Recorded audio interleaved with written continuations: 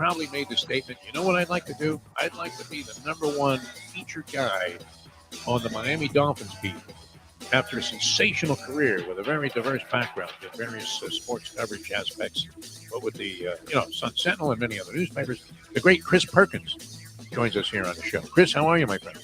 Defo, at my age, I think my yearbook was done with a piece of granite and a chisel, right? That's how far back my yearbook goes. Time! Wake up with Defo, joined by Lubie. Welcome to the Defo Show.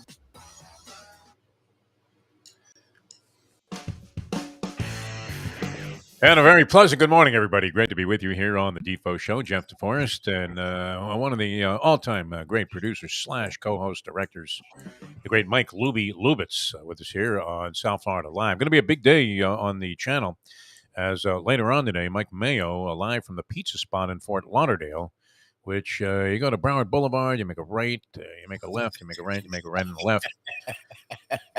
Somehow you're there.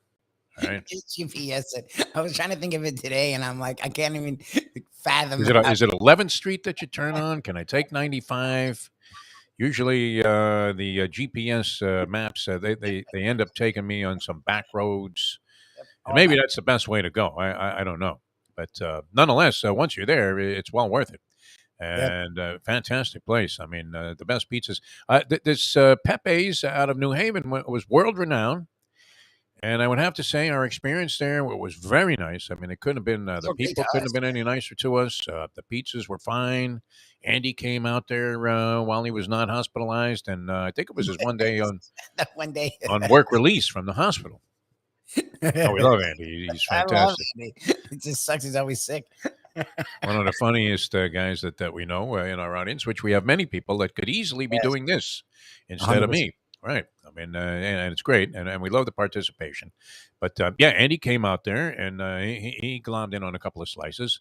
Of course, Mayo had already eaten about like 5 slices of that one pizza before we even knew that the box was open. He's great like that, Mike Mayo. I never say, he didn't miss his share. I don't know. Does he seem like he does have a brother? So he's not an only child. We've met his brother. Yeah, he's a good guy. The Gulfstream. Does he have a sister also? I don't think so. Or is that it? Just him and his brother? It's a brother, yeah. Okay, and I believe his brother might be older. Is that possible, or is that a younger brother? I feel like it's the older brother. Well, I mean, we can ask him. They're in the same vicinity, though. I mean, yes, close in age. It's not like they're like 20 years apart or something, and all of a sudden, one day his mother woke up and turned to his father and said, "We're having another one." Mayo's in college. Right? Oh, great! I wanted to raise another kid from scratch. You haven't gotten into this yet, Lubie. No. I want to watching my son and what he had to go through. I mean, his kids now are 7 and 4. Okay, so and the 7-year-old Liam is very, very much into self-management. He takes care of himself, and the 4-year-old does a pretty good job also. Christian, I mean, nice. He's a little bit more, in the. Not really a baby, but, he obviously is just kind of turning that corner from the terrible 2s, 3s, and now 4. He's starting to figure things out a little bit. But the amount of schlepping that this guy had to do to get these 2 kids onto a plane, I couldn't believe it, right? I used to travel, with teams, and the equipment manager didn't have to unload and load up as much stuff as my son did. They get these kids onto an airplane, including 2 car seats. 2 car seats on an airplane. No. Well, it wasn't like he needed to take them on a plane. I don't know what he did with them, but he had to have them, so that they could travel around at the destination they went to, which was Nashville. Not an easy task, man. I mean, I gain newfound respect for my son every day that I see him around these kids, and I'm thinking, did I really do any of that? I guess I did. Well, I only had the one son, so. It's a lot easier at 1 than it is with 2, Lubie. So when you start thinking about, it'd be really nice if so-and-so had a brother or a sister, the little Lubie, whatever first little Lubie you have, take it into consideration that it's double the work, my friend. Double the work. And it's never ending, man. It's kind of like having, I don't want to equate having children to having pets, but when the Mustang brought the second dog into the equation, all of a sudden, it became a lot more of a burden to take care of these 2 animals. It really did. All right, many things. We're hoping to have a Hialeah Park Trivia Challenge. No confirmation from Dave Gurggles Gergely. That doesn't mean he won't be appearing today. And I believe he is dedicated to the show and will be making an appearance with the Hialeah Park Trivia Challenge. So we'll have that for you. And you can dial us up at 954-417-0070. That's one contest we're running today on South Florida Live. The second one involves the aforementioned Mike Mayo on Mike Mayo's Lunchbox, which we will be at the pizza spot. That's in Fort Lauderdale. And he used to describe it as the Riverwalk area. But I don't know. Is it really the Riverwalk area? It's kind of an area and an entity unto itself, is it not? Yes. Portnoy's been there, David Portnoy, and he gave it the thumbs up, and the place took off. Although Mayo was, he made a face at the review because Portnoy only gave it like a 7.5. But 7.5 from Portnoy is like, getting, 5 stars from Rex Reed on a movie or something. Yeah. I mean, it's a high honor enough to drive people to this place. I did think that their New Haven style pizza, which I didn't even know New Haven had a style of pizza until Mayo introduced me to the pizza spot. Joe Casal, who's going to be there later on today, he's all over it. Sarney, I think, is coming out. I don't know if he was a New Haven style pizza guy because Sarney has New England ties, right? He's from the Boston area. And Mayo spent some time in Boston there where working for, he went to, fancy schmancy universities there, right? Didn't he go, is Tufts in Boston? I want to say no to that, but somehow he ended up in Boston. He was writing for the Boston newspaper there, the Boston Globe. Was on the same staff as a young apprentice to the lovely and talented Leslie Visser was on the staff, and many other brilliant sports writers. That was one of the great staffs ever assembled in sports writing, the Boston Globe sports writing staff that they had there at the time that Leslie was working there. Just absolutely fantastic. I mean, Will McDonough was like a scrub on that staff, and he was the veteran writer. And, they had pretty much anybody that became popular and associated with a sport, whether it was basketball, whether it was Bud Collins with tennis. Who was the guy? Ron Borges, right? Wasn't that the guy on boxing? I think he was great. I think Gammons was on that staff. Peter Gammons. I mean, that staff was nuts. And I'm really blanking on names now. That staff was nuts. The guy that came down here to cover the Marlins, who was a brilliant baseball writer. Gordon Eads was on the staff. Good people there. And Mayo fit right in because he was an excellent sports writer. As a food critic, also excellent. As a food consumer, though somewhat funky, you would have to say. So he's been buying jarred spaghetti ever since I brought this up. And I have to say that this Mids jarred spaghetti, which I picked up arbitrarily, just by price range, right? I'm in Publix. They have some down here for $2.99, some over here for $12.99. I'm thinking, let me go mid-range. And there's a brand called Mids. I said, you can't go any more mid-range than to get Mids, and it's right there at $5.50. I thought it was fine. I mean, excellent. I don't know how much of a subtle difference and how much better some of these, fancier schmancier brands could be, but it's going to be a blind taste test today to determine what is the best jarred spaghetti sauce. All right. And I think he's pared it down, you said, to 10, because that would be an overwhelming, assignment to tackle, to taste 25 different spaghetti sauces and then rank them. What are we, the Associated Press? I got Pittsburgh with also getting votes. I'm a sugar concept, but down to 10, huh? I think Ragu is going to end up being the winner. I really do.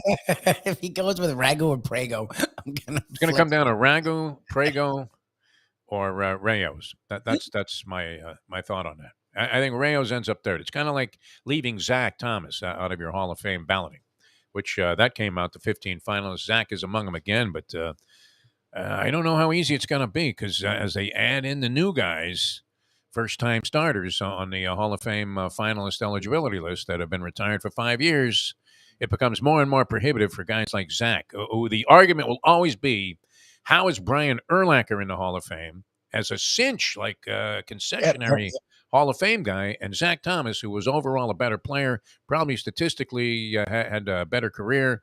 Certainly he was, a more versatile player than Brian Urlacher was. And yet at the same time, I don't know. I don't think he gets enough votes to get in. What do you think, Libby? I don't know. Urlacher's high. What it is, and a lot of people have different ways of doing this. Like, were you ever either the best or like top 3 of your position? And Zach Thomas played linebacker at a maybe as great an era ever. I mean, you had Seau, you had Urlacher, he was there. It was like a long list of great linebackers at that time. Sam Mills got in over him. Sam Mills is the one that really bothered me. Yeah. But the thing was is, Sam Mills a sympathy vote? Didn't Sam Mills check out? He passed. Yeah. Sam Mills was good, and Sam Mills, I don't mind him being a Hall of Famer. But my problem is like Urlacher's best is better than Zach Thomas's best, but Zach Thomas until like that last year with Jimmy, like not Jimmy. I'm sorry, was it Parcells? Wanstead. Was it Wanstead? No, he was here past Wanstead. I think it was Parcells. Somebody pissed. Like Zach Thomas's consistency was utterly insane. Like he was making 150 tackles a year all over the place. Yeah. I mean, Jason Taylor's in the Hall of Fame, and you would have to say that Zach was a great asset to Jason Taylor's career. I wish he would get in. He's a great guy, and he's a big fan of the Fish Shack, speaking of food, where, if you ever run into Zach Thomas anywhere around town, which I haven't for a long time now, but the last time I saw him, I mean, always just the same good vibe he exudes and is able to, just easily transmit. Here's a superstar football player, as humble as they can come, and he always just makes you feel good about the fact that you might have had some minor peripheral, participation in his life. In this case, covering him many times when he was with the Miami Dolphins and many, many interviews. But rooting for Zach to get in. Anyway, the finalist list is out there. Some of the newcomers on the list look like they're cinches to get in. And I was looking over the 15 guys that are on the finalist list, and you would have to say Zach's probably 6th, 7th, 8th, maybe among those in terms of recognizable names and guys that also had monster Hall of Fame worthy careers. But anyway, that's coming up later on. We'll figure out who makes the Hall of Fame of spaghetti sauce later on Mike Mayo's Lunchbox. We will have Dave Gurggles Gergely coming up shortly here. We hope. Any word from Gurggles? Nothing? No. I usually don't hear from him in the morning of. Hialeah Park Trivia Challenge. I did want to get into this out of the entertainment world just real quickly. I'm watching TV last night. So for a brief time there, we actually crossed paths in the house here because it's a 3-story thing. And I'm usually downstairs watching my sports. The Mustang's on the top floor doing her thing. And once in a while, we meet in the middle. Okay.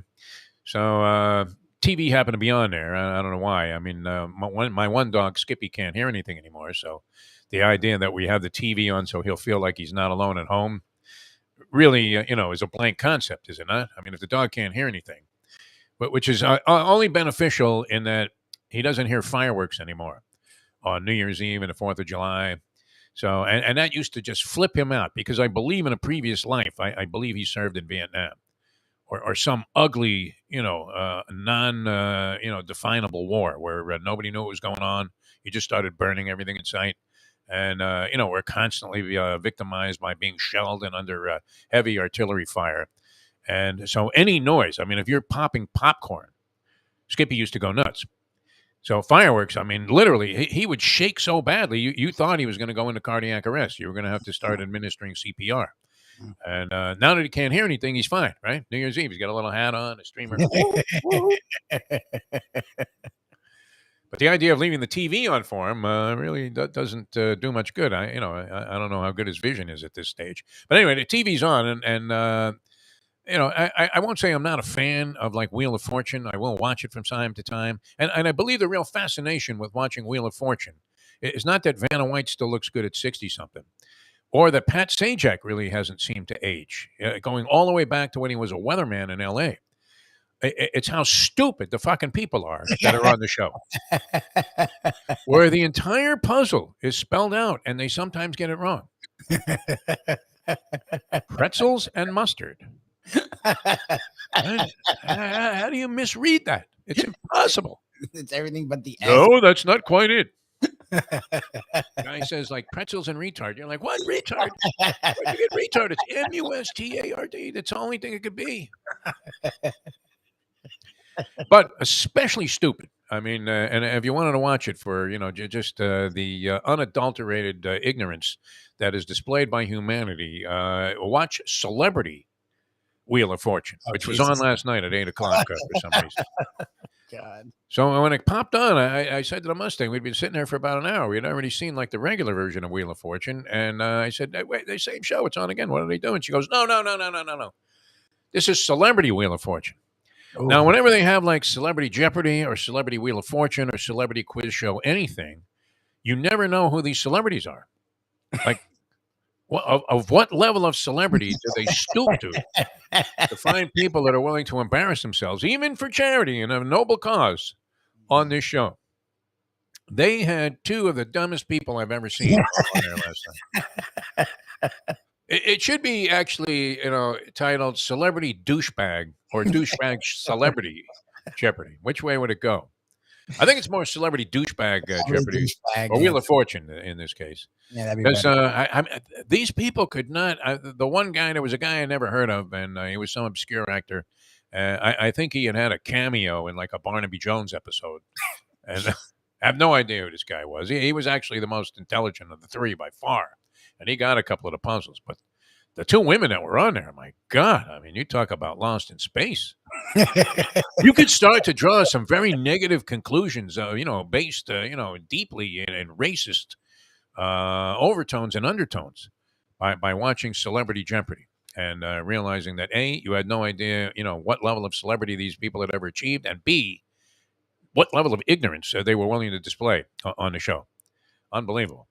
So we're watching that. That was an absolute travesty. And then I got downstairs and got back to my sports, and I had a funny feeling about this game, Lubie. Canes getting 6 from Georgia Tech. Holy Bobby Cremens. Yeah, what happened?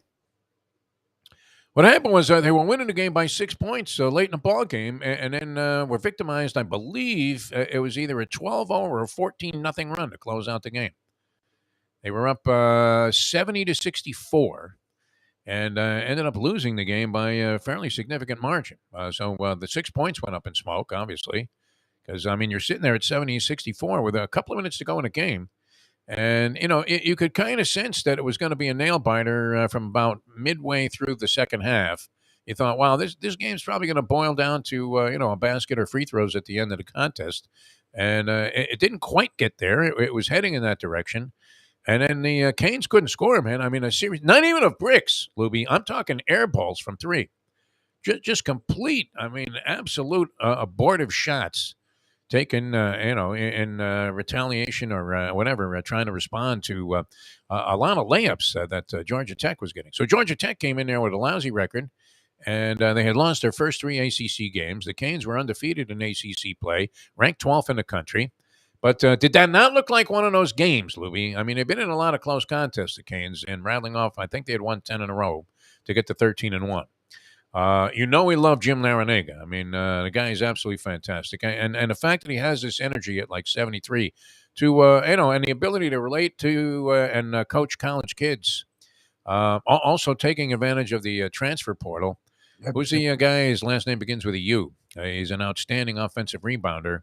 And I was reading an article about the most influential transfers in men's college basketball this year, and he was listed as one of them, averaging about 13 points a game.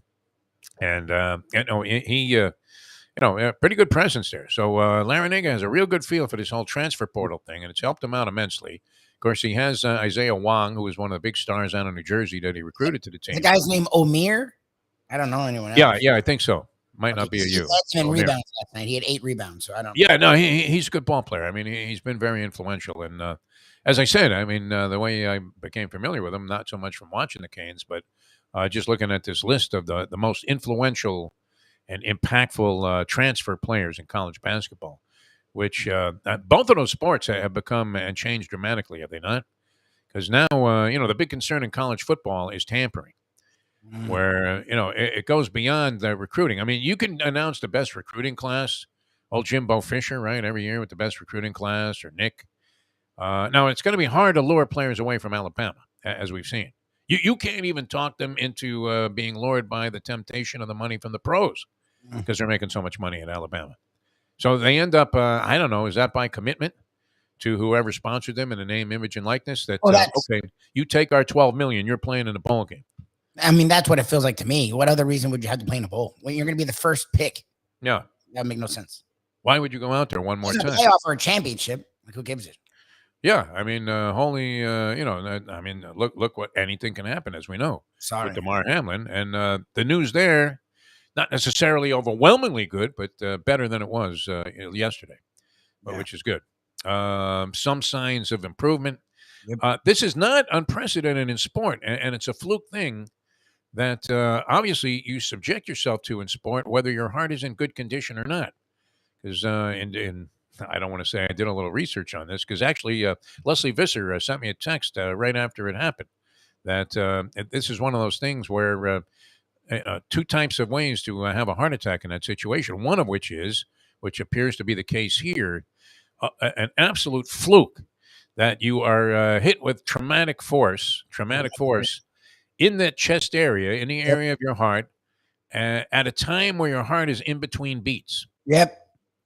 And apparently that's what happened here with Damar Hamlin. But it's not unprecedented. I was looking at different interviews, and this gets back to the whole thing about the fact that they went for an hour on ESPN without contributing any kind of perspective. Oh my God, what was happening? And everyone's hailing this, and I'm not that guy, but Dan Orlovsky, I think it was the next day, like on air, did a prayer. And I saw that. Yeah, no, I saw that. And I wanted to puke. Sorry, that disgusts me. And I actually am someone somewhat of faith. I don't know. The older I get, the more religion just seems like a farce. But I've grown up with it, and I still practice it. And it's like, why are you? I don't need Joel Osteen. Like, no. Why is it? Why are we handling? Well, he's showing his human side. I need him to show his news side. Like, there's a news story. It's an information/news sports story. Not everybody's into prayer. I don't know. What would you say? Isn't it the minority of people that you think rely on prayer as a way of solving their problems? Most people are either not religious. I don't care if you do. I don't want to condemn it. If you do, that's fine. Believe what you want to believe. To put it this way, most of the people in my life, even if they have religion attached to their life, they're not praying all the time. Like, they're just not. And that's, again, do what you want. But I don't want that I don't need that on a sports news broadcast. No. I mean, don't bow your head in prayer, please, Orlovsky.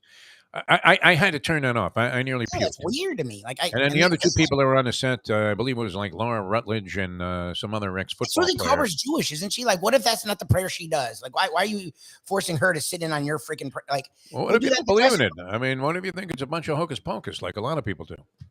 No, I mean, yeah, that's my thing. Like, you're allowed to do it, go for it. But like, why are you doing this? This is a big story. There's a lot of news attached to it. The thoughts and prayers thing is wonderful. In your personal time, I don't want to watch. Thoughts and prayers to me seems like a cliche. Like, thoughts is enough. It's become a cliche. All right, and you got the little emoji with the prayer.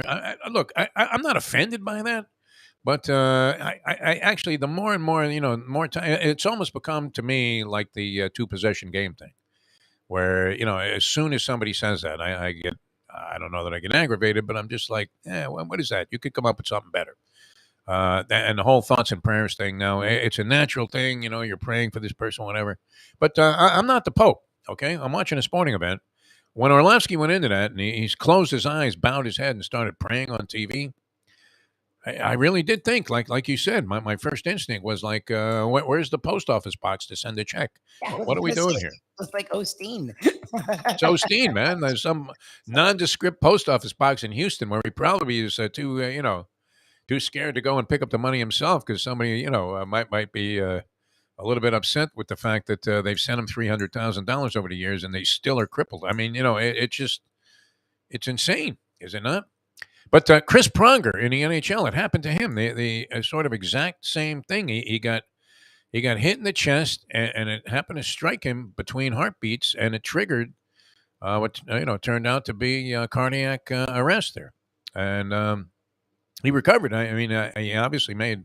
I don't know what his status was in hockey immediately after that, but he was there and very coherent for the interview. Chris Pronger, a longtime NHL player, and he was fine afterwards. So that was very encouraging. But I mean, how do you have like zero perspective on this in an hour's time to dig up all of this stuff? I think you were right. I mean, the producers at ESPN badly failed. Yeah, they failed. Their announcing team, and the announcing team, I know Tony was all over Booger McFarland, but all he did was bow his head in prayer also. Now, Tony's into that, so I can understand where maybe he liked that, but for me, it was like useless. Just I just it's right. I've never, and that's why there's certain players that like rub me the wrong way. When everyone loved Tebow, it sort of bothered me because it's like I don't care what you do behind closed doors in any part of life. I don't care what you do. You want to take a vow of celibacy, even though every babe on campus wants to bang you? I just don't. I hate when people throw their stuff in my. Like, yes, we'll throw some Yiddish terms, but they're all terms that have actually crossed over into the lexicon of society. Yeah. We're not, and you do that. You joke about the Manish, like to sit here and make everyone watch me do a prayer. I don't feel like it's my place, and it's not fair to them. Like I don't know what people want to see in that regard. Like that, who am I to tell you to watch me pray? Like I just don't get it. I don't know why, but it rubs me the wrong way. You know, the whole thing. I mean, you talk about the separation of church and state. I mean, separation of sport and church. Also, I think, it should be more commonly exhibited than the other way around, where players are trying to convince you that God has an interest in the outcome of a game. If there is a God, right? That there's God that, I mean, all of a sudden the earth is crumbling and, allowing babies to be drilled with mortar shells. Sitting there going, all right, Zoe, way to dunk that basketball. You're 6'10", standing under the basket, and we're able to rise up over 5'10" Matthew Dellavedova and jam in his face. I'm not trying to question. Praise God. Jesus, my friend. I'm not getting into that place. People have a right to believe what they believe. I'm not a fan of anyone throwing any of their. If someone just started doing an Islamic prayer in the middle of a thing, I guarantee it would be a big. Imagine it, Mahmoud Abdul Rauf turns his back on the anthem and goes into an Islamic prayer. I'm crucified. Sure. He'd be crucified. Unbelievable. All right, we will have a Hialeah Park Trivia Challenge. We're going to get into that. A couple of other things here before we start up with Dave Gurggles Gergely.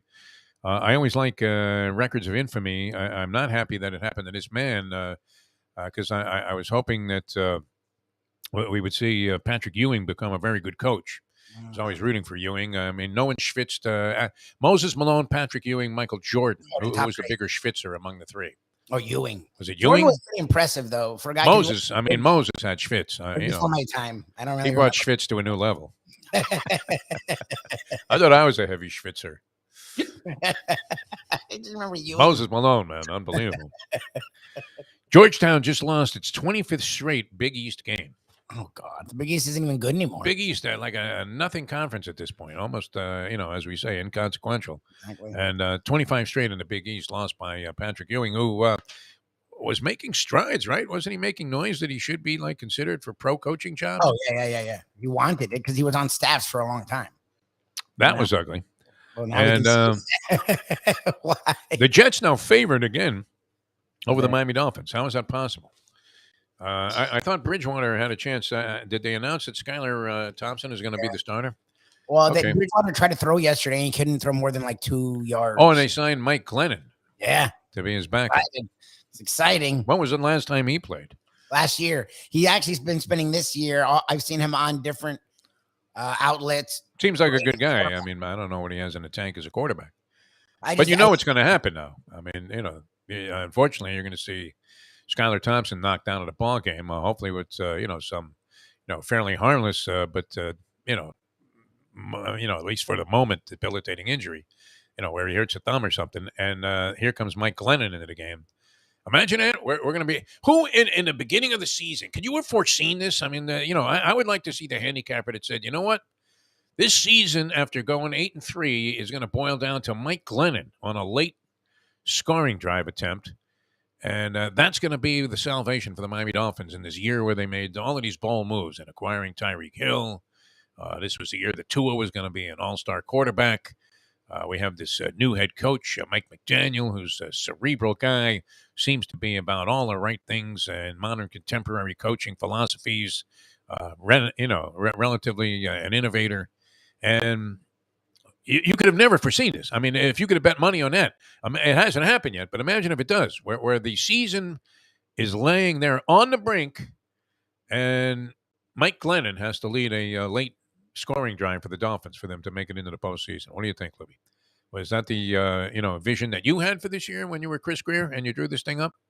Mike Glennon versus Mike White.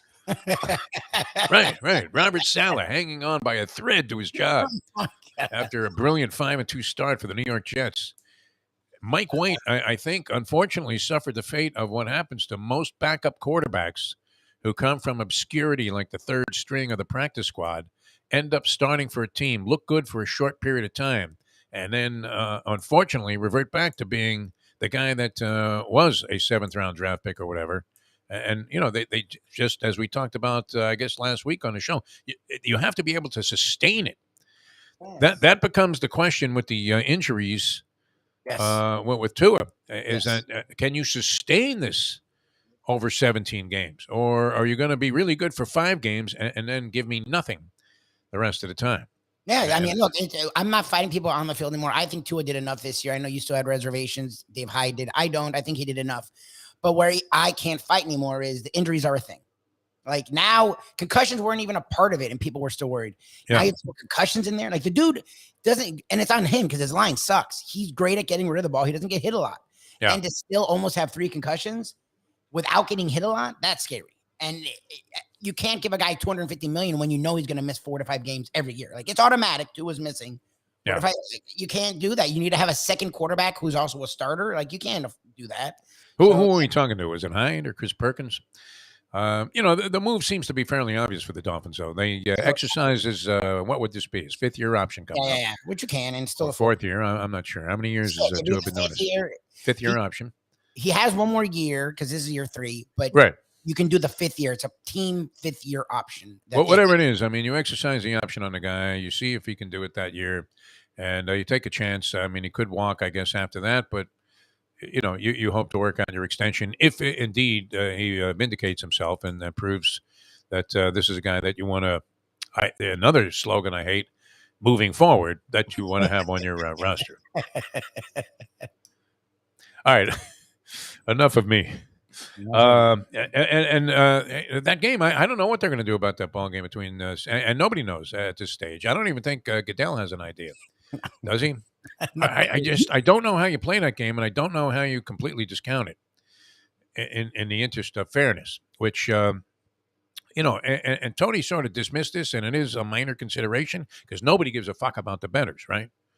But there is a lot of money riding on this. I mean, you could even take it down to fantasy sports players, but I tend to exclude them from the list of total degenerates. Those are, they're in their infant stages of degeneracy, and it's a different type. Okay, if you're playing fantasy for a lot of money or whatever, that's one form of gambling. But if you were involved in any kind of future bet on any of these teams, which I would imagine there was a lot of money sent in on Buffalo, a lot of people loved them. They were the favorites before the season. So a majority of money, compared to obviously other teams, was sent in on the Buffalo Bills to win the championship. This alters their course. It doesn't mean or preclude them from winning the championship, but if they don't host the home game against whomever emerges as the opponent in the conference finals, if they got that far, I think that greatly compromises their chances, don't you? And they had every opportunity to win that, position, and they probably won't have it because I just don't see that game being made up. Do you? Look, the NFL's doing. I'm trying to think of other stuff they've done it with. They're you can't play it as a midweek game. I mean, you can't make them turn right around after a Sunday game and say, "Okay, you're playing Monday." What I would think would be interesting is if they're waiting to see what happens this weekend and if it's needed, and then you move everything back and play that game alone. Like that's so not fair. 2 teams that have a shot to be the number 1 seed would actually get screwed out of a bye. Yes. Because of this thing that isn't anyone's fault, and it's just a tragic accident. And every other team that's in the postseason gets a bye. The Dolphins to the 7th seed, you get the bye, and the number 2 seed doesn't. Right, and then whoever wins what figures to be, a high-scoring bloodbath. Not to make reference to Damar Hamlin, but I mean it's going to be a high-scoring game, and a real tough game. You would have to think. Whoever emerges from that, then has to go the very next week and go again, and that's and the other team obviously also has to rebound off the mat there, and now finds himself in a more compromising situation where they otherwise might have been in complete control. Sitting there with a week off and a chance to host home games all the way through the playoffs until you got to the Super Bowl. All right, we want to do a Hialeah Park Trivia Challenge. We'll tell you more about Hialeah Park in just a moment. Dave Gurggles Gergely is going to join us. Is his handsome face ready to go? Look at that. He's in his own world. He's in his own zone here. No, Oh, you're praying. I'm doing my morning prayer. Our Father, who art in heaven, come on, Ortiz, get up with that fucking 7. I'm almost done. Hail Mary, full of grace. Come on, Panici, I need you for the place. Okay, I'm done. Yeah. All right, sorry. And I would imagine I didn't realize that you could just convert that office there at the golf course to Our Lady of Paramutual, which I know That's is exactly correct. That's right. your church membership. You showed me the card there. Oh, Gurggles, really? I mean, there's like a cardinal in Our Lady of Paramutual. Oh my God! The That's church that I believe they also were featured on some of this dead Pope coverage that we saw on TV this morning. A lot of people lined They up were to just see this disgusting. stiff. No, Yeah. he was. I mean, that guy sucked. A little Yeah, more what was respect he, than that. Come on, Jesus. A Nazi-loving. 95 years old. Wasn't he like the Nazi guy? Yeah. I mean, he might be on the professor's big board. The big board of Nazi-loving popes. He dropped out. He dropped out to become a priest. Come on. What do you think? He went undercover? No, That's it. he ended up doing many things. I was looking up, not to suggest that this guy has any of these inclinations, but the haircut of Matt Carruthers of now FanDuel TV always reminds me of like a Hitler Youth photo. So I was, digging up some Hitler Youth photos, and Jesus. there was a young Pope Benedict. Oh God. Not to suggest that he had any, like I said, I don't want to make any Yeah, insinuations. exactly. Gurggles, how are you? How was your New Year? Happy New Good, Year, good, kid. good. Back for another the year of the same to Trivia you. Challenge. I spent my typical New Year's Eve. For about 10 years, I worked over in the bar with a tuxedo and a band and all that stuff. And then the last 10, I get out on my balcony, bottle of Macallan whiskey, a Perdomo cigar, go through my phone, call Richmond Webb, Sean Clancy, Ted Hendricks, Al Riveron, who I don't know if you know, Al Riveron just got a new position. He is the head of all the referees for the ACC. Nice. He spoke it to me on the news. Yeah, New Year's Eve. He told me, he said, "You're the first to know, Dave." I said, "I'll spread the word." He said, "But feel free to do so." Super good guy. Really good guy. I hope you got credit on the crawl of ESPN. Yes, did you break the news? First reported by Dave Gurggles Gergely on the Hialeah Park Trivia Challenge. No. Hank used to be all over that. Remember Hank? He was obsessed with that. I had it first. Right? So, Hank Will would get Clark, like how do you like the National League? Yeah, I remember.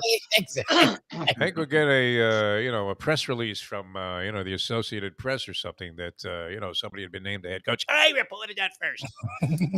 Like, all right, Hank. I don't know what the obsession is about that. Well, it seems like everybody knows everything almost instantaneously today. All right, so that sounds like a very nice evening, quiet evening. Yes. How comprehensible was Ted Hendricks in this conversation? I only left a message for him. Usually I get to speak to him or Linda, but didn't have a chance to talk to him. But I hope they're doing well. I don't know if they're in Chicago now or they're down here for the winter time. But a guy named Bob Alietta, who I met doing the Special Olympics tournaments in Maine, who was a catcher in the Angels organization, and just some old friends. My lone Gurgly cousin still alive. He's a retired dentist up in Georgia. Talked to him a little bit. So that's my reminiscent night that night. I think I even called Paulie that night. I did. Yes. I will. He was good. He was good. He was on his way home. Yeah, I did. He was on his way home, and I wished him a healthy and happy New Year, and told him we miss him on the show. Yeah, I just sent a few things to the Paulie man.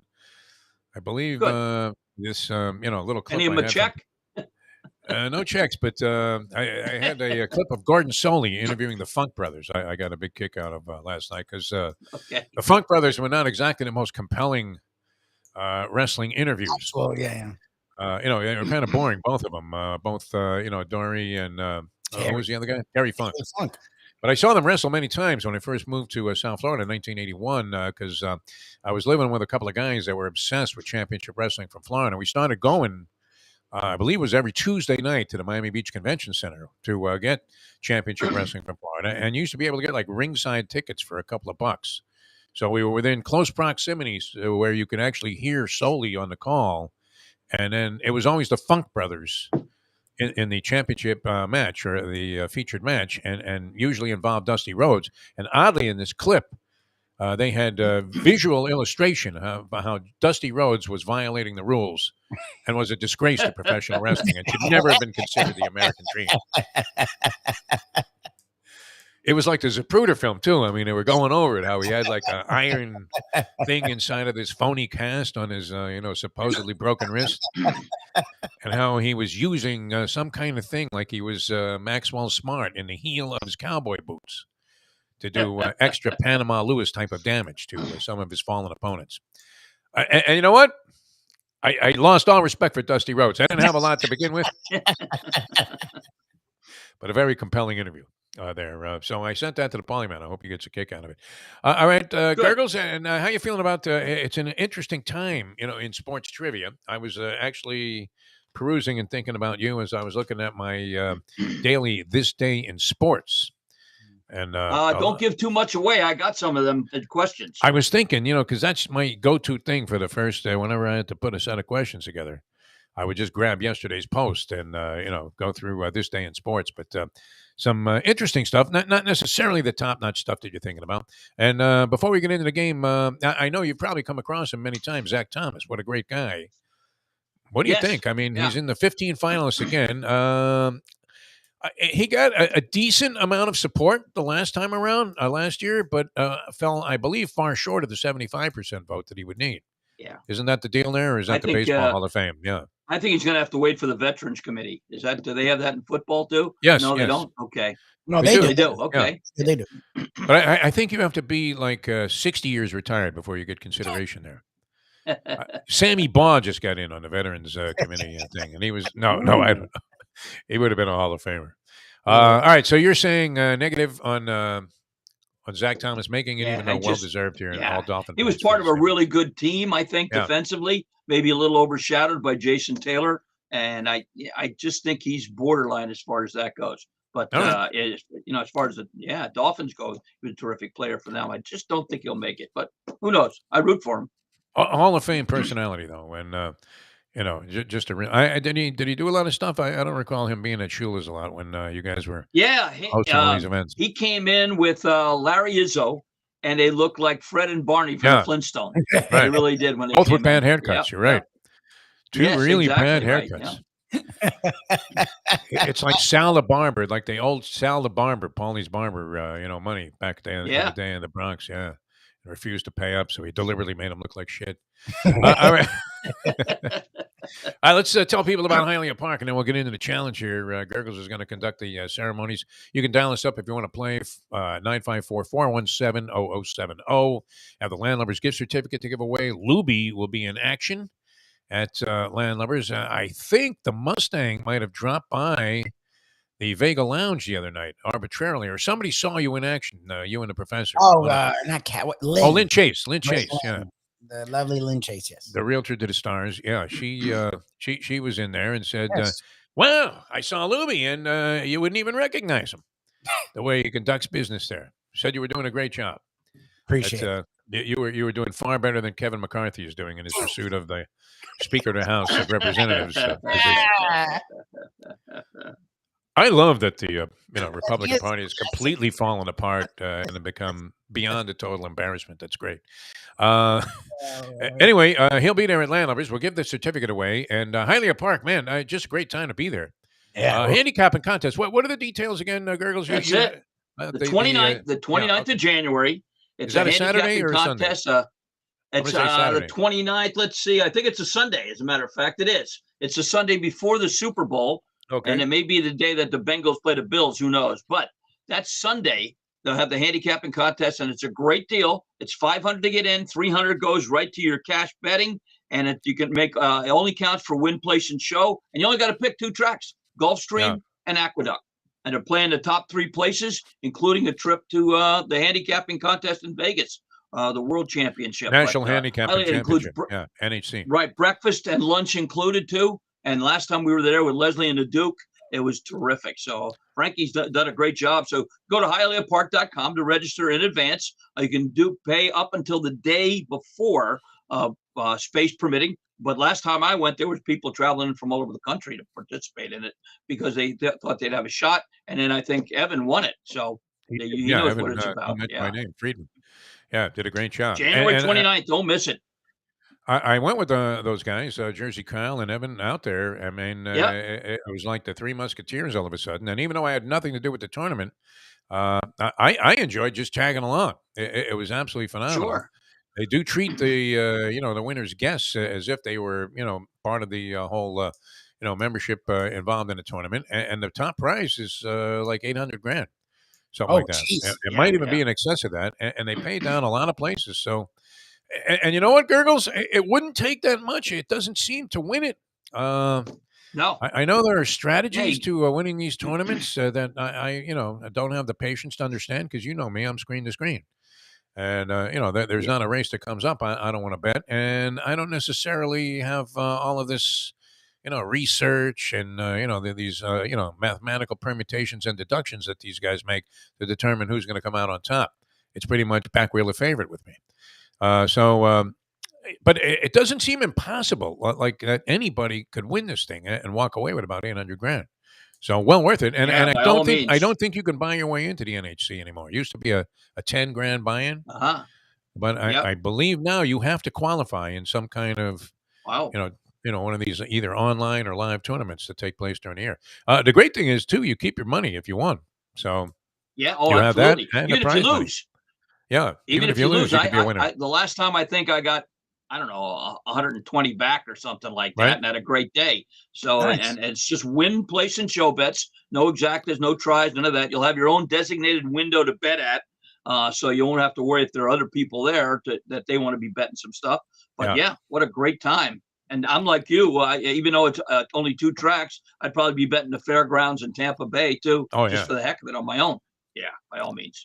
You go all in on you're not quite the complete degenerate screen to screen player that I am, but much more astute and controlled, and you have a vision on what's going on down the road in the card, whereas I am strictly race to race. So I have a tendency maybe to invest in daily doubles, whereas you're already like, okay, we got 3 out of 6 so far. Who wants to buy my ticket? Yeah. We're 3 for 3. Yeah, we had one last Saturday. My Perdomo horse was a horse Junior Alvarado was riding for Shug McGahee, and the horse had been off a while, and he a grass horse, of course, usually went right to the front. Well, he broke third last, got checked on the backstretch, and got up at the wire to pay $13, and I had I don't know 50 to win, Wow. 39 to place, 50 to show. The guy I gave it to had a $40 double. And Wow. the bartender, this happened to be a Gulfstream, Fernando said, Dave, I think that horse is going to win because Shug's wife came by. He said, every time she stops by when he's got a horse in, that horse usually runs big. There's So an omen. at Hialeah Park, you can have a great time. Just all win, place, or show bets. $20, I think, is a minimum, but I'm not sure. You can double check. Go to hialeahpark.com and have all the rules and regulations right there. Shovel all in on a horse like that, and you win the tournament. Yeah, you there you put go. your entire bankroll, 100 across or whatever it is, whatever the requirements are, and the next thing you know, you're sitting on a winner. You're just kicking back and relaxing, smoking a Perdomo cigar, and saying, "Come catch me, boys." Always good too to see your name on the board. I've never played in any of these handicapping tournaments, but I used to follow the Polyman and his exploits, especially out in Las Vegas when this stuff first popped up. I mean, it's a horse player's version of like the World Poker Tour or something. Where Yeah. and there's a lot of ego involved in that. Have you noticed that? I think Oh, yeah. Evan, who doesn't really say much anyway, what was really you could see his chest just kind of pumped up there after he went up to accept the winner's share of the purse from Leslie Visser and the Duke. So yeah, that's Hialeah Park. That's January 29th. Check out the entry form, hialeahpark.com. And, you can also see details on their Facebook page, which is a good thing to subscribe to or be a member of Oh, yeah. because they give you all kinds of insight into what's happening there. And there's always something special going on at beautiful Hialeah Park. All right, dial us up if you want to play, and we'll get the game going. The Hialeah Park Trivia Challenge on this Thursday, 954-417-0070, 954-417-0070. I don't know how much cooking you do at home, Gurgles, but do you have a favorite jarred spaghetti sauce? Do you have a go-to jarred spaghetti sauce anytime in your lifetime? Skippy? Oh, no, that's not spaghetti. Skippy's peanut butter, yeah. Yeah, there you go. Although it might be interesting on spaghetti if you were Elvis. That's something Mayo I do might not try. have a favorite. I do not have a favorite jarred No? spaghetti sauce. Ragu? No. I mean, were I you don't. I'm raised sorry. on ragu? No, more ronzoni sono buoni. Yeah, I remember that. Ronzoni. Didn't Prince make a spaghetti sauce? The original rival of Ronzoni? No, Prince Spaghetti. Remember that company? I don't know. No? I All right. don't know. What do they have in Allentown? That might be a true-false question. Yeah. Allentown should have been Allentown? loaded with Italian restaurants. No, Pennsylvania, a lot of Italians Allentown there. were more Polish, Hungarian. It's a mish.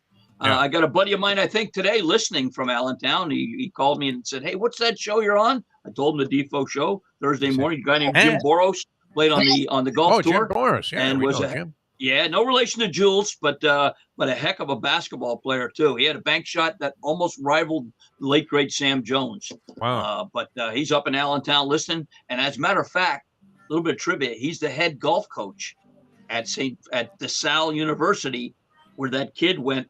That's accused of the murder. Center Valley, the Hoff. Wow. Yeah. Now that was one of my true false questions. He did not play on the golf team there. No. Oh, all right. So it was false. Would have been the answer. Yes, right. All right. Dave Gurggles Gergely, Hialeah Park. The trivia challenge gets underway. 954-417-0070. That is Mike Lubitz. I'm Jeff DeForest. We're coming back with more in a moment. Now that. The time. It's 7:52. Ponies in Style at Champions, the outstanding simulcasting room at beautiful Hialeah Park. Yes, the grand old lady of thoroughbred racing has never been more vibrant, and you can wager on the races from the top tracks around the country while enjoying a cocktail at the Brass Rail Bar or any of the fine food served throughout the facility. If poker is your game, you're covered in style, and you can play all your favorite Vegas-style games, including blackjack, craps, and roulette, in Hialeah Park's sizzling hot casino. Get a player's card when you walk through the door for all kinds of generous amenities, including our favorite, free play, when you come out to the ultimate casino and entertainment destination, Hialeah Park. Hey folks, Tony Segreto here. You know, since day one, Catholic Health Services has been part of Old School. And since we've started letting people know about them, it's changed their lives. You see, Catholic Health Services, while being recognized as one of the top places for stroke rehab in the country, it's also about a group of people who not just excel in what they do, from the doctors to the nurses to the therapist, on and on and on. It's how they do what they do every single day that separates them from the pack. They do it with a passion, unmatched, and the inclusion of family in every step of the process. Trust me when I tell you this. If you want the best, unmatched rehab with a special group of skilled, caring people, there is truly only one place, and that one place is Catholic Health Services. These days, we're all looking for comfort anywhere we can find it. Thank goodness for Landlubber's Raw Bar and Grill in the Plantation location, because they are making sure you are as comfortable as possible. First of all, they're not only open for delivery and pickup. All you have to do is go to landlubbersbarandgrill.com for both pickup and free delivery. Their hours have changed a little bit. Monday through Thursday from 3:30 to 10, and Friday, Saturday, and Sunday from 11:30 to 10. You're going to have the best wings in the world. You're going to have a great burger. You're going to have their amazing soups. Again, Landlubbers, Raw Bar and Grill. It's nice and easy. Just go to landlubbersbarandgrill.com for both your pickup and free delivery. Thank goodness for Landlubbers for making you always feel right at home. Oh, Solo Volante will be coming late. Oh, Solo Volante, the Belmont's now 1.8 miles.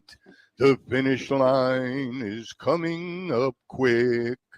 Luca Panici just switched the stick. The only way to get your morning started is with Defo, joined by Lubie, right here on the Defo Show. And speaking of Luca Panici, this is great because he was on our show, the Mike Mayo Lunchbox show out of Gulfstream last Friday. A delightful young man, Luca Panici. And it's funny because I remember in a day, some bully would be picking on you, and he was the last guy you really wanted to tangle with. And so he finally threw an insult at you that, you would be disgraced if you didn't try to respond. And so, you started a charge at the guy, and your friends all held you back. And you started, yelling at them, "Let me go, let me at him, let me go." But the last thing on earth you wanted was for them to let you go. Because if they did, you knew you were going to get killed. So Lucas says, though, and he's a very humble guy, not inclined to, cast insinuations or aspersions in somebody else's direction, including our mutual friend who I met him through, Francesco, whose bets I've booked throughout the season and lately has been making a bit of a run. I'm sorry to report, for my own personal finances. But it's kind of like being the house. Have you seen this where somebody is the house in a casino?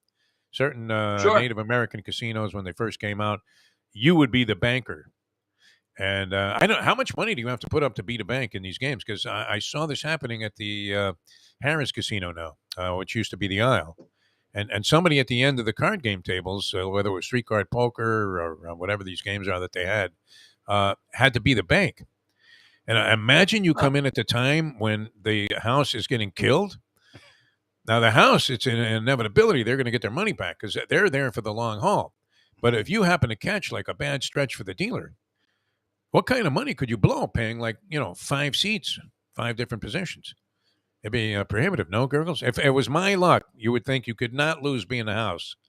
And I'd come in there, have to put up to 5,000 or whatever it was to be the house, and right out the door. A one-time chance. But Lucas says he's going to tee off on Francesco the next time he's on the show. Because we asked him how annoying it was to be a jockey and have friends, especially friends who are degenerates and are constantly calling you for information about horses. Constantly. Sure. And then when you win one on a 99-1 shot that nobody in the universe thought had even the slightest chance to beat a horse in the race, the guy calls you and he's all mad. You say nothing this time. Nothing. So you can't win. It's the old Rocky Balboa thing. You can't win, Rock. All right, Gurggles, you ready to go? We want to have a winner here in the Hialeah Park Trivia Challenge. It'll be the first game of 2023. I haven't gotten used to that yet. And you can dial us up at 954-417-0070. I'm kind of used to that number after, for many years, barking out another one. And so here we go. Without further delay here on the program, Dave Gurggles Gergely. And our first set of questions, we're going to start it out in the traditional fashion, tribute to the Polyman Paul Mazzell, with Dave Gurggles Gergely and some. Easy baseball. This then owner of the Seattle Mariners on his priorities on life once said, if it comes down to taking care of my dear old mother in her old age and taking care of my center fielder at his young age, well, I hope she understands. What's that? Jeff Smerlin, Bill Curlin, Sonny Werblin, or Sonny Fox? Interesting new quotation brought into the rotation here by Dave Gurggles Gergely. Here's the scrambler and appropriately, our first player of 2023, Lenny the Chronic. Chronic, how are you? Hey, Happy New Year, fellas. Happy New Year, Lenny. I hope it's a real good one for you. Looked like you had a good time last year. All the best to you, Lenny. We're ready for tonight. We're ready for a little Lubie trivia tonight. Oh, yeah, the Browns were last Good. week. Have a terrific time. All right. Oops. True or false? LeBron James high school worn Michael Jordan sneakers are being auctioned off with the proceeds being donated to the Cleveland Boys and Girls Club. True or false? And why not? True. Says true. No, made it up, huh? No, I didn't make it up. His stepfather is selling them for his own bereavement, his own cash. Oh, very nice. Really? I would hawk everything if I was the stepfather, that had LeBron Well, he's starting. stamp on it for sure. When you just start selling everything that was in the house. All right, 1 for 2, missed a true false, so that's a good way to start out 2023. Very typical here, Lenny. So far, it's going according to the game plan. And going for 4 points. One of my favorite ones, Lenny, football. From 1937 through 1963, the College All-Stars won 9 times versus NFL teams. Who was the only NFL team to lose twice to the College All-Star during that period? Wow. The Bears, the Packers, the Eagles, or the Redskins? This wasn't like being the Generals either. Go with your boys, the Eagles. Eagles. No. What a disgrace. The only one that beat Vince Lombardi was the Packers lost in 37, 6-0, and in 63, 2017. So no, it was the Green Bay Packers lost twice. Remember that game, man? That was kind of crazy. Remember they used to have that game. And when was that played in relation to the season? Was that after the season? I thought it was. I don't know if it was during the season. The year? I don't remember. During the year? College All-Stars. I remember it, as a matter of fact. It was better than the Pro Bowl they have today. That's for sure. All right, going for 6 points here, Lenny, to set the pace in 2023. All right, Lenny, let's switch gears and go to the NBA. Why not? We'll give you an easy one, Lenny. This date, January 5th, in 2019, 2 NBA teams combined for a record 41 three-pointers made. Golden State was one of them. The other one was Sacramento, the Lakers, the Clippers, or the Nuggets.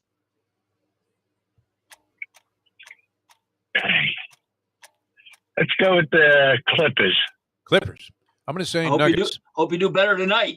It was the Sacramento Kings in a 127-123 loss. Yeah. We love you, Chronic. Happy New Year. Well, soccer score for Lenny, 1 point, which is tantamount. He's saving it for tonight. Tantamount to a 0. So Lenny, you would have to think, was knocked out of the competition early here, as I'm going to say that he probably won the most championships in 2022, and may have eclipsed because we haven't heard from Bernie the K. I think he checked out, didn't he? Bernie the K, Bernie Coleman. I don't know. I can't tell you how many certificates I sent that man. I had his address committed to memory from writing it on envelopes. And, we were only giving him about a third of the prizes that he had accrued over the years. But unfortunately, one of them might have triggered a heart attack when we had them. What was he? What do they call that? Parasailing. Hang gliding. Yeah, he was parasailing on South Beach. Parasailing. And he didn't realize there was a big difference between the long rope and the short rope. And I can't remember which was more, inclined towards disaster. But I believe it was the long rope. Like the further away from the boat you were, the more likely you were to go flying just off on your own. That makes sense. Yeah. So there were people on South Beach going, "It's a bird, it's a plane." And as if it was a Southwest Airlines flight, it was an unidentified flying object. It happened to be Bernie the K. And that was it. That was the last time he played. I mean, the Lipschitz is cleaned up on liability cases just from this show alone. Imagine, here we are. Now we give away a cupcake or whatever, and it's still like risky, right? What if somebody gets sick? Unbelievable. No, we have the gift certificate to Landlubbers, which is a great prize. I assure you. Good. I mean, there's standards when it comes to the health commission. Right up there with everybody. Who's the guy that Jeff, what's his name? Weisner or something? Wineseer. On Channel 10. Wineseer. Like if Wineseer is sitting next to you at a Mexican restaurant, you want to get up and leave. Because he's only there for one reason, and that is to uncover rats and roaches.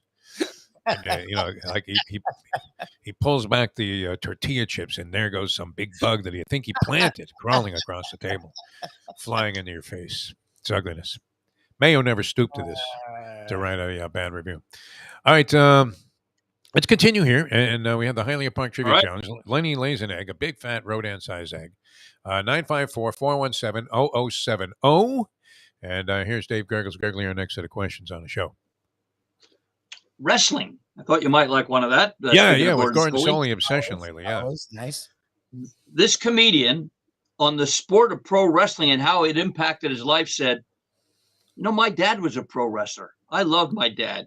He used to wrestle professionally in Mexico. So it was so cool growing up with him because when he hit us, he didn't really hit us. Yeah. What was that? Felipe Esparza, Felipe Alou, Matty Alou, or Jesus Alou? We'll never forget being jolted in a seemingly innocuous interview with a second-string defensive end, Dwayne Johnson, when he was at the University of Miami. And my buddy and I asked him, so obviously you would have aspirations of being a pro football player. And he said to us, and we didn't know that much about him, he said to us, no, actually, I'm planning on going into professional wrestling. Yeah, Rocky Maivia. Right, because it was a family business. And sure enough. Yep. Well, he's gone far further than we have since that interview. Let's put it that way. Although the consumption of steroids must be immense with The Rock, would you think? I mean, nobody has arms like that naturally. Come on, Gurggles. No. Polyman, maybe, back in the day when he was like ripped. All right, the Ranophone Scrambler has landed on Ron. Ron, you're on the Hialeah Park Trivia Challenge. Good morning, fellas. Let's go with A. A's correct. Way to go. Good morning, Ron. Lenny here. Good luck tonight. Good luck tonight. All right, Ron. Sports, true or false? Andre Agassi and Steffi Graf, arguably one of the most accomplished sports couples there ever were, have good reason to be on campus at USC. Their son, Jaden, believe it or not, is a right-handed pitcher with major league stuff. Oh, true or false?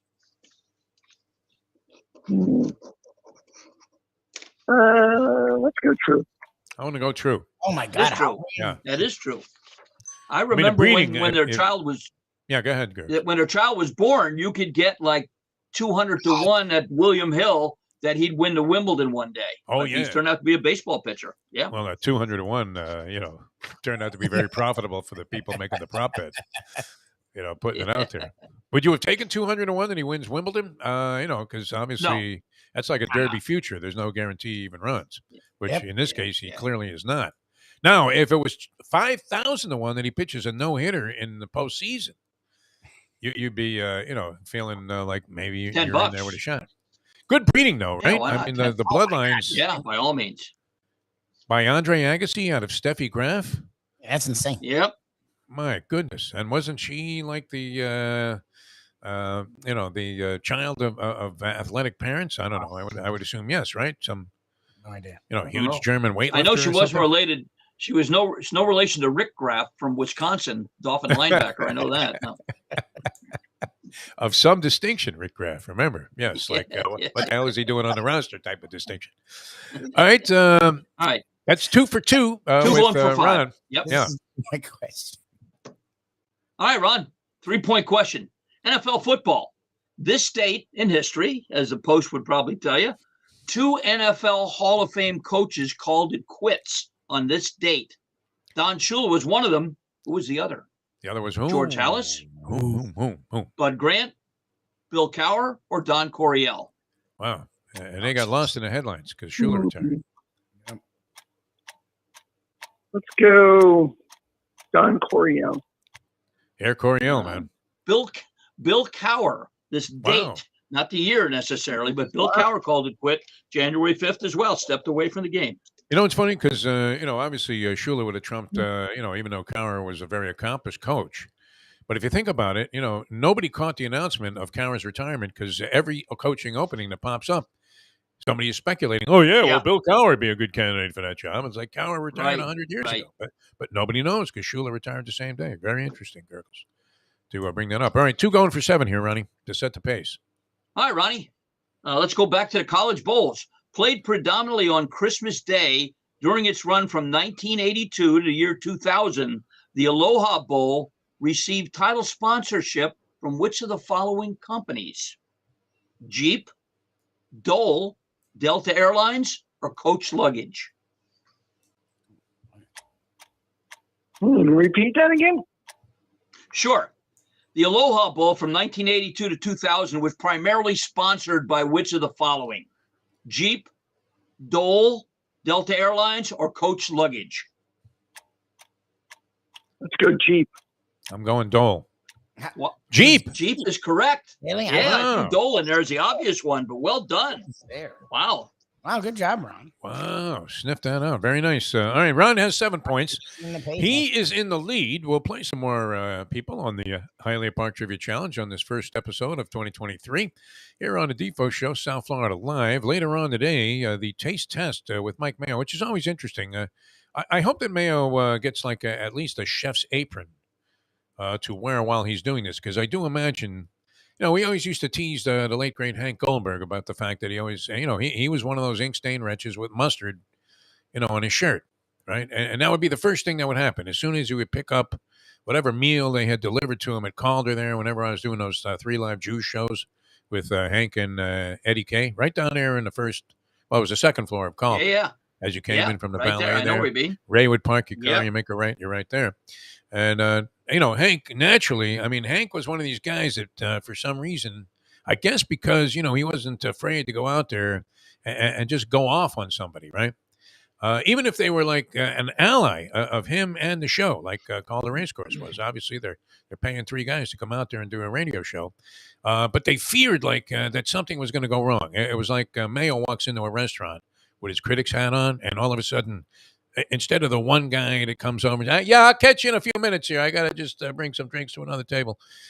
7 guys are on top of you, right? And inevitably, Hank, whatever food they brought him, the first move, something would squirt on his shirt. And he usually was pretty nattily attired for a radio host, because he would wear like a suit and tie coming from his other advertising gig or whatever it was that he was doing.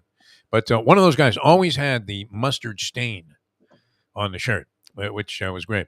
All right, Gurgs, Perdomo cigars. I mean, you have lit up, many during the holiday season and given many away. And, give it away to the people where they can find this stuff because it's great. And Paulie he called me one day and said, "Hey, Dave, I've been watching the Mob channel," which he was prone to do, and the guy on there was smoking a Perdomo cigar. And I told Nick this week, I was in to see him. He goes, "I might have to check out that Mob channel." I said, "You don't have to be a mobster to enjoy a Perdomo cigar. You can be a regular guy like me that I am at the Maldives at the White Owl, the White Swan bar there, if I remember correctly, having a beautiful cold beer and a Perdomo cigar. And I enjoyed a Perdomo cigar, believe me, this past Saturday when I hit that $13 horse. Stolen Holiday was the name. And I went to see Nick and the gang this week. They're going great guns. Inflation it's impacted them a little bit from a cost point of view, but he hasn't passed it on to the consumer. They're still very, very good value cigars, and they make them perfect one at a time. Cuban seed tobacco grown in Nicaragua. Where is the place? Easy. 5150 Northwest 167th Street on the south side of the Palmetto Expressway between 47th and 57th Avenue. You can't miss it. The big Perdomo cigar signs. Open Monday through Friday, 9 a.m. to 6 p.m. Saturday, Sunday, you want a Perdomo cigar? No problem. Go to any tobacconist worth their salt. If you're not sure, go online, perdomocigars.com. So this weekend, when the Dolphins finally make the playoffs by beating those stinking Jets 27-20, put something great in your mouth with a Perdomo cigar. Well said by Dave Gurggles Gergely. And Nick Perdomo is certainly not one to capitulate and cave in to outrageous demand, because I happened to be there. No. Speaking of mobsters, one day I was doing something with Nick at the place in Miami Lakes off the Palmetto and 57th. And this, gangster type came in there and he, comes up to the front desk there. And Nick happened to be hanging around. I says, "Can I help you?" And he goes, "Sure. Yeah, now we're partners."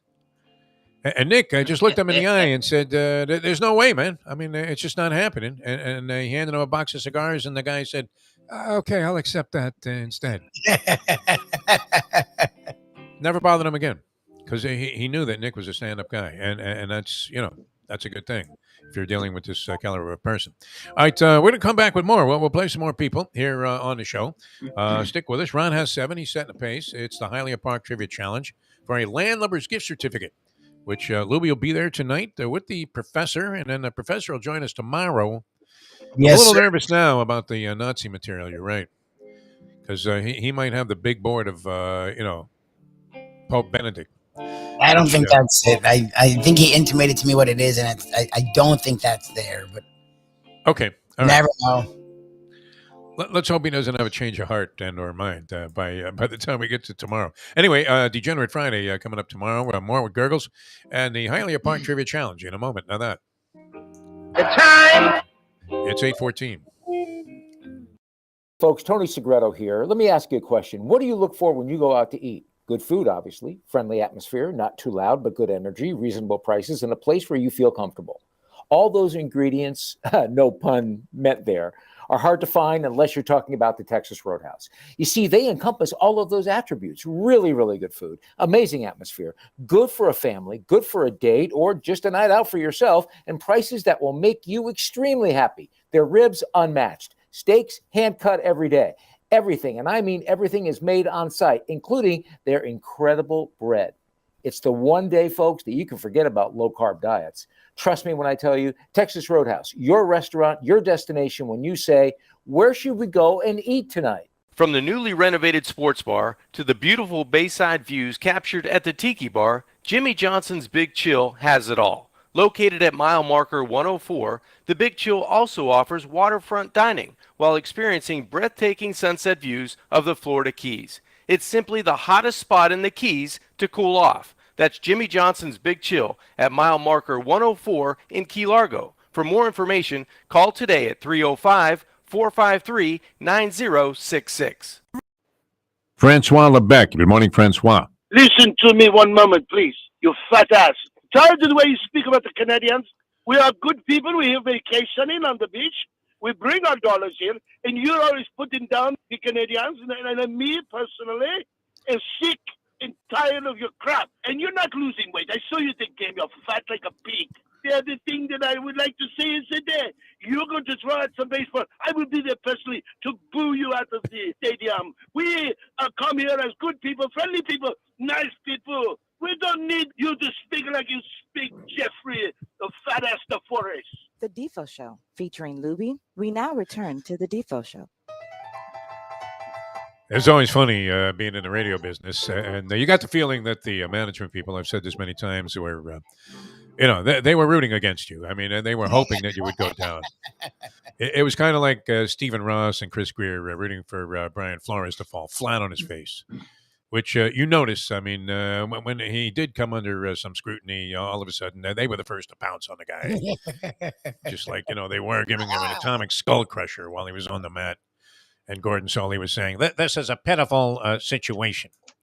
Just unbelievable. But that was from the fan mail and that was the kind of stuff they would pass along to us, Gurggles. There was never, I would assume that at least one person over the 12 years we were working in this place called up and said, hey, you know what? I really love the DeForest show with Mike Lubie Lubitz. You should never get rid of that program. Did we hear about any of that? No. But this is what happens. This guy Lebec calls in and, the program director relays that to us in an email, a nasty email, and says, how do you guys want me to respond to this? Tell him to shove it up his ass. This is what the Mustang did this yesterday with a French Canadian who was honking violently at her because she was sitting in her car for a second after she was about to move out of a parking space, but hadn't even started the car yet. And this guy, wants to take this space, right? As if it was the only space available in the entire grocery store. They have like 3 stories of a parking garage. Okay. And he starts saying, hey, lady, you going to move it or what? The Mustang, not being inclined to, receive this sort of greeting with, any kind of pleasure, immediately fires back, go fuck yourself and go back to Canada. And they ended up running into each other again, like later on after she did pull out. 100%. And, they exchanged, gratuitous fuck yous, and that was it. This is America versus Canada when it comes to parking in South Florida. And any type of consideration. Or you have to do what I do when I'm at one of the pari-mutuels or a Publix or someplace shopping, and I see somebody driving around looking for a close spot, and I have a close spot. I will walk to my car and then keep going like I'm not parked until he drives away. And then I'll circle back, walk, and get my car. Yeah, screw it. You have little tolerance for this sort of thing, Gurggles. No, I don't. Not at all. Not at all. And you're not afraid to respond. In some. I've seen you working the schminks at the track. So, and some guy starts yelling something, and the next thing you know, Gurggles like completely crucifies the guy with one statement. And you do have a loud voice when you're there. I mean, if you want to get loud, yes, no argument there. Yeah, you will be heard. Now, one of them fancy guys in the fancy seats to the right go, how comes you guys are always yelling for the horses? Because we got the freaking winner. Here's the ticket, and then they shut up. You come up with some good ones, Gurggles. There's no question about it. Some good ones, yeah. Then I'll be quiet other times too. Yeah. When there's dead silence, it's never a good thing for the player. As you're sitting there at those tables at Nando's bar. All right, Hialeah Park Trivia Challenge continues here. We have Ron with 7. Let's get in as many as we can before we get to the finals here. And we will not be making up the game from 3 weeks ago, and I think we ended unfortunately quickly because Lubie had to go to the bathroom. It was very similar, but I think the NFL is in a tough spot here. I don't know that there is really a great solution to the proposition that's in front of them with that one particular game, Bills Cincinnati. All right, here's our next set of questions with Dave Gurggles Gergely. This is a flashback from a few years ago. College hoops. Flashback. This basketball coach to a player who got 4 Fs and a D on his report card said, son, looks to me like you're spending too much time on one subject. What's that? The great Shelby Metcalf, Eric the Red, or Red Skelton? It's quality, man. Here's a random phone scrambler. And we have the great one himself. Speaking of thespian talent, we have Pat Fox here on the show. Pat, how are you? Good morning, gents. Hey? A is correct. Way to go, my Sir, friend. Happy New Year, my friend. Did you ever have one of those cherry All right. cheese knishes from Yona Schimmel's, Pat? I put a thing up on Facebook. Oh, that was good. I saw it. I love the mayo is like that. That looks like a blintz. Man. Oh, those things were great, man. I don't care what it looks like, man. They were cherry cheese knishes listed on the menu, and they were great, man. They might have taken on a different shape to look like more like a blintz over the years. I'm not sure. All right, so very good, Pat. You have 1 point. You're in the game. All right, Pat. Pro wrestling, true or false? Killer Kowalski, the famed Canadian Polish pro wrestler, was actually a practicing vegetarian influenced by Myler record holder Roger Bannister. True or false? Wow, Kowalski. Oh, man. Those names. I'll say true. I'm going to say false. Yeah.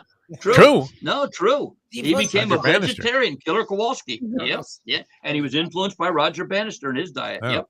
First guy to break the 4-minute barrier in a mile, which That's is right. an amazing distinction. Now you have high school kids going 3:52 and change, showing you the evolution of the athlete. But that's very interesting. Kowalski, you wouldn't figure was a vegetarian, although he did eat a lot of turnbuckle, right? How much polyester was in his diet? I mean, when they took him apart at the autopsy. Quite a bit. Okay, 2 for 2 here, Pat. Good job, and going for 5. AFL football, Pat. Here we go. January 5th, today's date, 1964.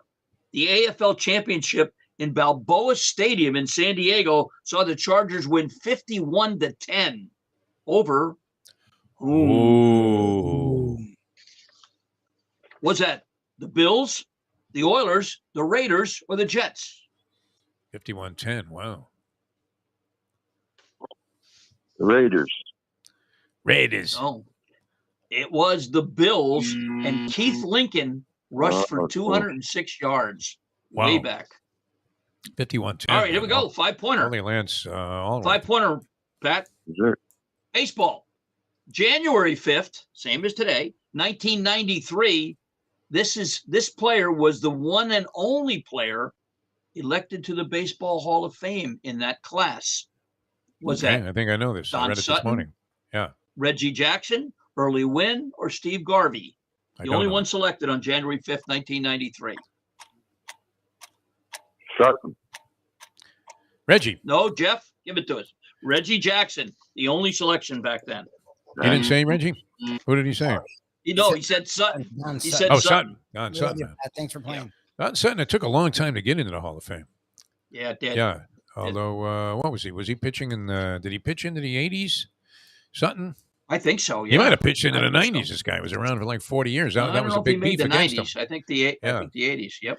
He pitched for like 20 years, and he averaged 15 wins a season to get to 300 wins. And people, asserted and insinuated this was a negative because they said he was just a stat accumulator. But you have to be pretty consistent, and pretty good the last 20 years, averaging 15 wins a season, no? You would think that would have been Hall of Fame worthy. Although, always debatable, Don Sutton. I liked him. He was a good guy. I covered a lot of Don Sutton games and a lot of those Dodger teams that he was on back in the 70s. And was always a real gentleman, Don Sutton. Seemed to be a very sharp individual also. All right, so Pat ends up with what? Nothing, right? 2 points in the game.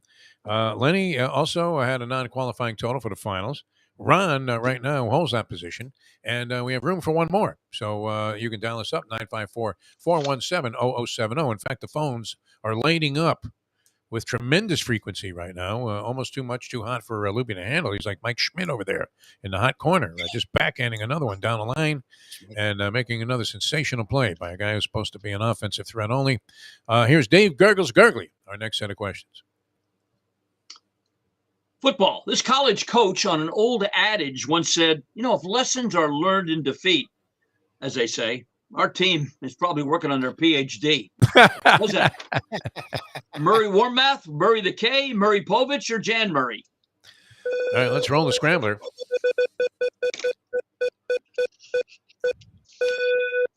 All right, we have to figure out what hospital this man is calling from. I believe he may be home. Andy. He's actually home. You're on the Hialeah Park Trivia Challenge. Are you familiar with your surroundings being home? Yes. Is Murray Decay related to Bernie Decay? I believe they were of no relation, yeah.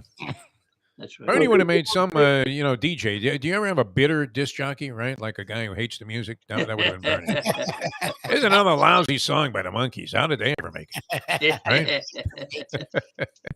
Yeah. Mickey Dolenz couldn't hold a beat if his life depended on it. No, that would have been interesting. All right, you have 1 point, Andy. You're in the game. All right, Andy, poker, true or false? Well before the World Series of Poker, Binion's held a celebrity poker tournament with the likes of Red Skelton, Phil Silvers, and Ernie Kovacs, and many others. They recorded their first ever winner was none other than Don Knotts, who won the inaugural one and took home the first prize of $5,000. Wow, True or 5 false? times. Yeah, why not? Let's go Sounds with true. Don Knotts.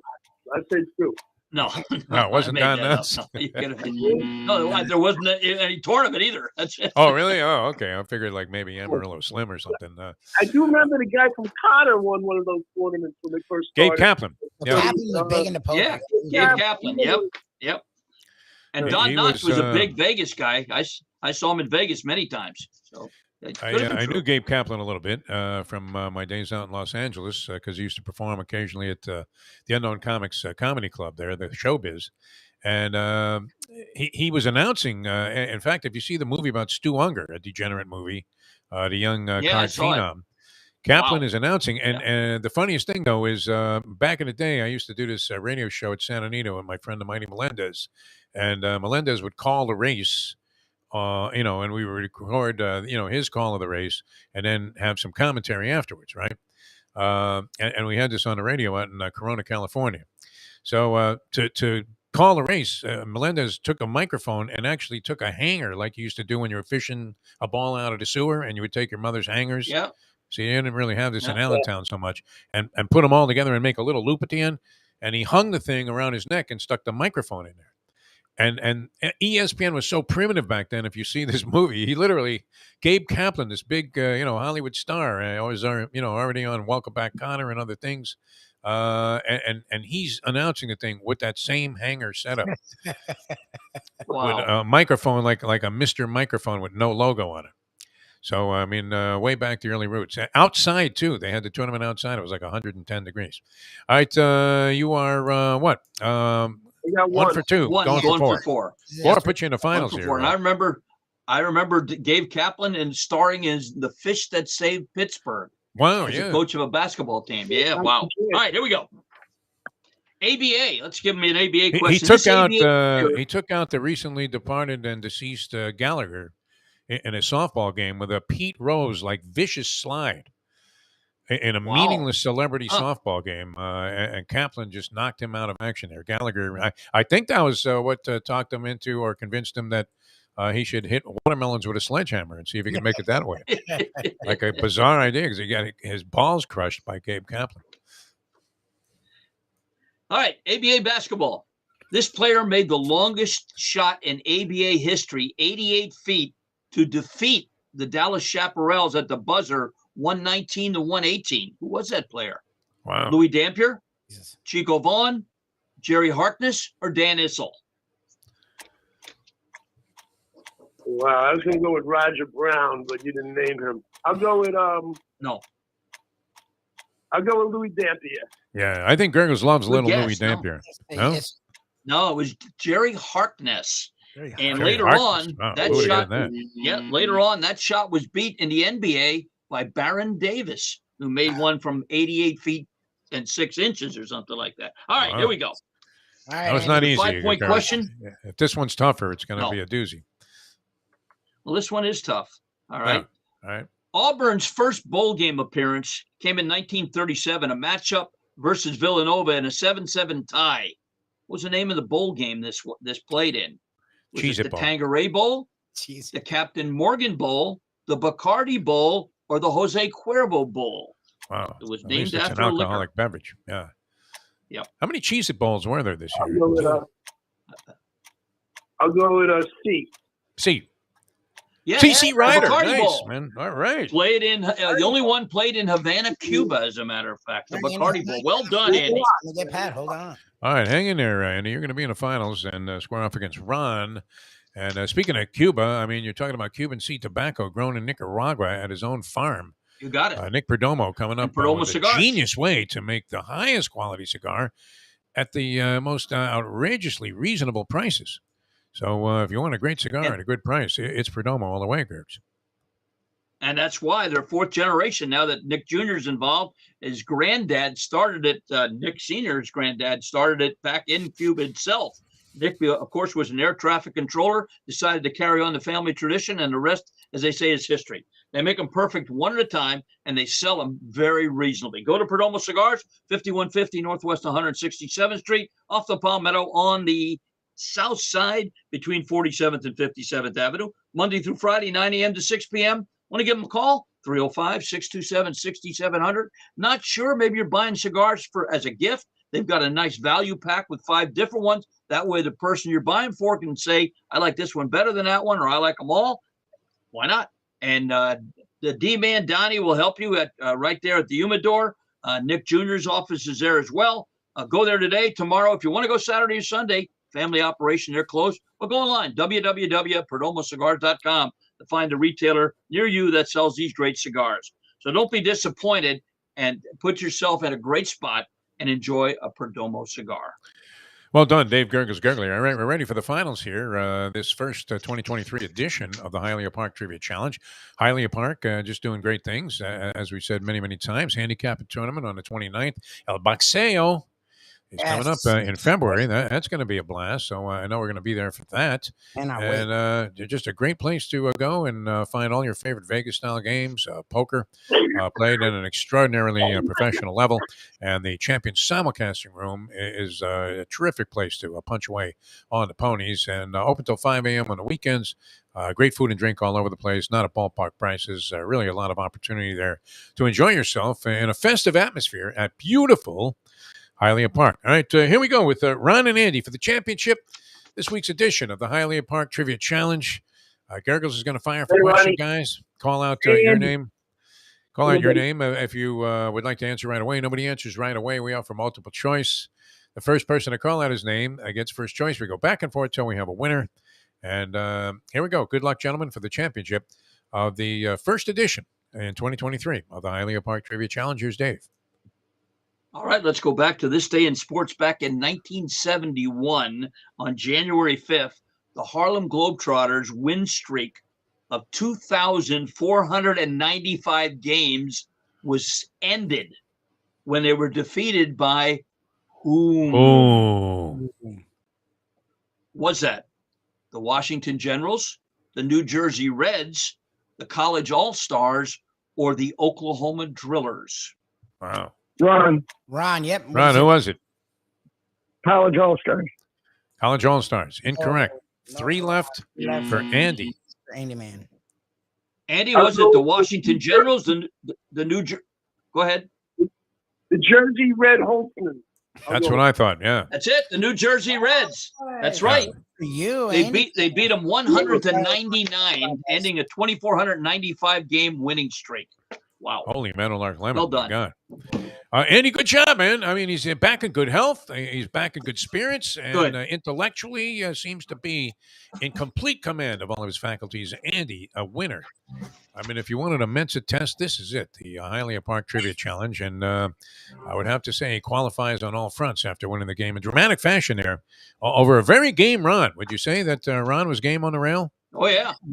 And Andy's selling Tesla short. He's selling Tesla short. That's his new thing, I think he's doing, making some money that way. I know he's a wheeler dealer on that. So good luck.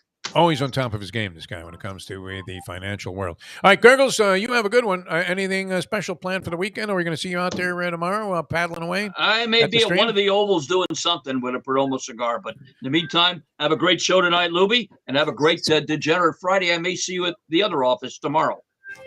We'll be rolling in there after Mike Mayo's Lunchbox. In fact, you should stop on by, be a guest on the Mayo Lunchbox show, because I don't know if Luca wants to come out and do it again.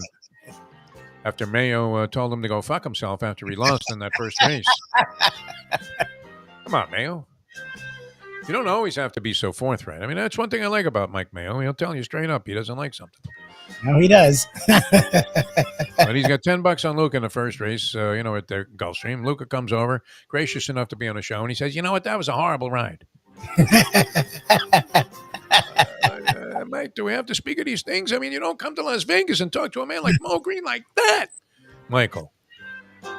That's what I sent to Paulie, man. Fredo saying that. Paulie could relate. All right, we'll come back with more here. We are thinking that later on today we'll be posting our Believe podcast, BLEAV Network, with Brandon Lang, 2 for the Money. And that is ticketed for big things. I've been telling you about all of these developments I've been dealing with here, and it looks like, as vague as they may be, they're coming together. How about that, Lubie? I have, I believe, a contract here somewhere, to develop these things, which would be good. And we're taking, all fronts on this year, Lubie and I, out of desperation mostly, but, at the same time, it's time to expand the horizons here at the shows.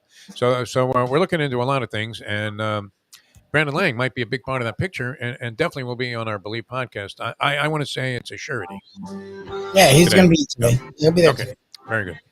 Picking games over the weekend, which it's not easy to calculate. I mean, you need to have some insight into what's at stake and who's going to be playing and who's not in the NFL this weekend. I mean, what do you do if you're betting the Buffalo Bills game?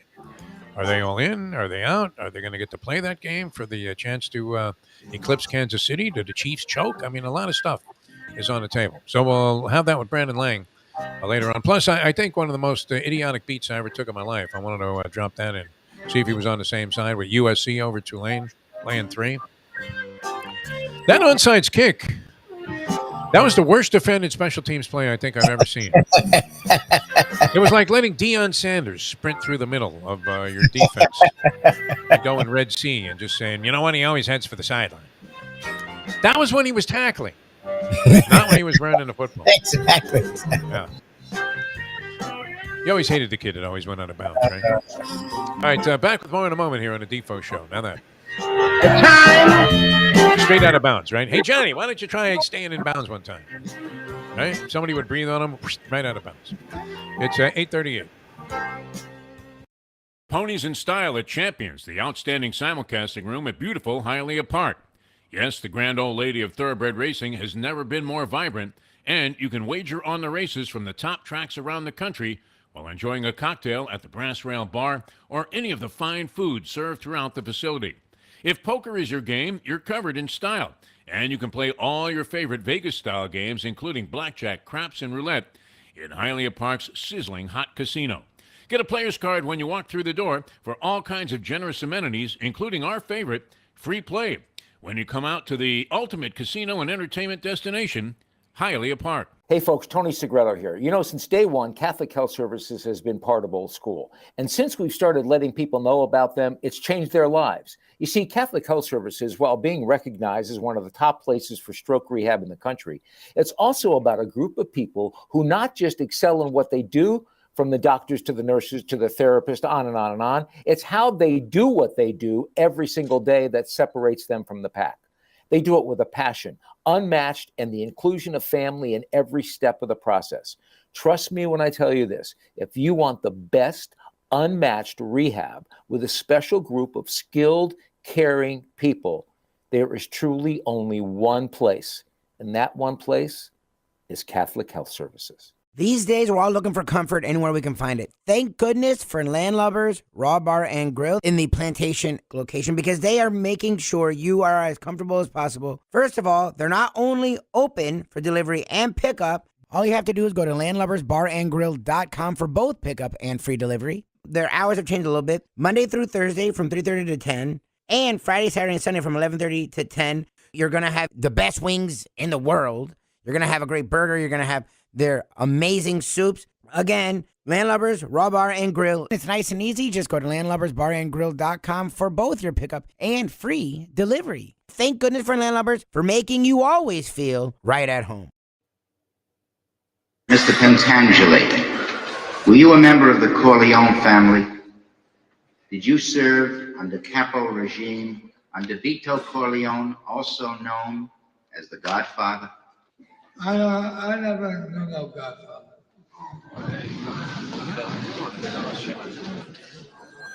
Mr. Pentangeli, you are contradicting a sworn statement you previously made to me and signed.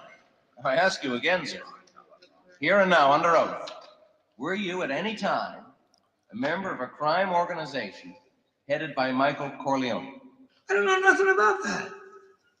Oh, I was in the olive oil business with his father, but that was a long time ago, that's all. We have a sworn affidavit. We have it. Your sworn affidavit that you murdered on the orders of Michael Corleone. Do you deny this confession? Look, the FBI guys, they promised me a deal. So I made up a lot of stuff about Michael Corleone, because that's what they wanted. But it was all lies. Everything. And I kept saying, Michael Corleone did this, and Michael Corleone did that. So I said, yeah, sure. It's now time for the Defo Show. All right, welcome back to the show. Good job by Dave Gurggles Gergely. A lot of fun. Thank you guys for playing, participating in, and listening and viewing the Hialeah Park Trivia Challenge. And once again, we always want to make sure we pay our salutations to the good people at Hialeah Park. Stick with us through thick and thin. And hopefully we can richly reward them for their loyalty as they have us many, many times here over the many years we've been associated. NFL Week 18 on tap, and the latest on Damar Hamlin was not overwhelmingly encouraging, but certainly was more encouraging than some of the original reports. I was most encouraged by this. The same thing happened to Chris Pronger of NHL fame, and they had, because these people had, dug deeply. Don't you have to be able to, I hate to keep coming back to the TV coverage, but I thought it was so depressing what these guys were doing after this injury occurred, and I thought it was, just lame. Just cut away from it then. And say, hey, we're going to revert back to regular programming. We'll have updates. If the game's going to be continued, we'll let you know. I guess they don't want to let go of this huge audience that they have on the hook. Yep. This was going to be one of their, I would think, huge ratings generator because, interest in the NFL has never been higher. And you had, for a rare change, a real marquee game there on Monday Night Football. It's been a long, long time since they've had that game that had that kind of significance and was being played by two teams that were rolling with both star quarterbacks. Yep. And a very explosive offensive teams, and both teams also capable of coming through with big plays defensively when necessary. So that throws the NFL, I think, and the whole season into a serious quagmire. Now, I would be inclined as a sports fan to be understanding of whatever the outcome was. I don't know that there's a fair way to disseminate justice here, and and deliver for everybody that's inclined. I don't think you postpone an entire playoff set to accommodate the playing of one game, and then at that point, have you not compromised the two teams that were in that one game anyway by making them play an extra game, which some could say, hey, this week they had a bye week basically last week because they essentially didn't play. But in Cabo, they got ready for a game. They started a game. They actually did all the prep. They played a quarter, and then they spent the rest of the night stressing out about a life of a human being that they all knew in some form. Right. It's such an unusual circumstance that I would be comfortable actually, unless they go in some kind of absurd direction. But with whatever the NFL decided, and you just have to.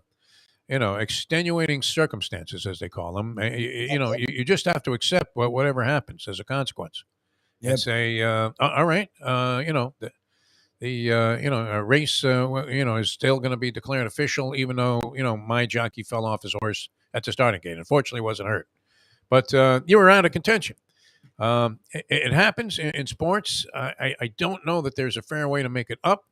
Is it unfair that certain very significant things are going to be decided based on this game not being played? Possibly so. You could make that argument, but I don't know that you have to. You're going to have to be forgiving, I think, of whatever takes place here under the circumstances. No, if KC ends up winning the AFC Championship because they had a home game against Buffalo that they were essentially awarded by this game not being made up. Then so be it, right? I think you just have to live with it at that point. as an unfortunate consequence of just a completely bizarre situation. The problem, like, and that's the thing is, like, if people, the first move is to blame Goodell or blame the NFL. I don't think you can do it. One time you can't. Yeah. Like, I guess they should have a backup plan.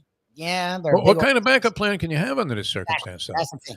You're in the next to last week of the season. These teams were playing on a Monday night. It wasn't like they played on Saturday. Yep. I don't think, I mean, the Players Association, should be appalled if they even thought about playing these guys in the middle of the week and then coming back on a Sunday and playing again. Nope. So, short of having these guys, play in a separate week, which still is a little bit insane.